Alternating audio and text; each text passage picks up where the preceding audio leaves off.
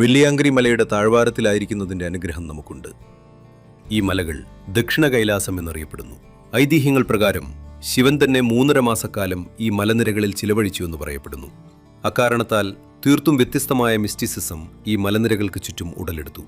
അപ്പോൾ ഇവിടെ കൃപയുടെ ഒരു പ്രവാഹം തന്നെയുണ്ട്. കൂടാതെ നാം 11 ഡിഗ്രി അക്ഷാംശത്തിലാണ്. ഇത് വളരെ പ്രധാനമാണ്. കാരണം ഭൂമിയുടെ ചരിവും കറക്കവും കാരണം ഏറ്റവും കൂടുതൽ അപകേന്ദ്ര ബലമുണ്ടാകുന്നത് ഏകദേശം 11 ഡിഗ്രി അക്ഷാംശ രേഖയിലാണ്. അതിനർത്ഥം ഊർജത്തിന്റെ സ്വാഭാവികമായ ഒരു ഉയർച്ച ഇവിടെ ഉണ്ടാകുന്നു.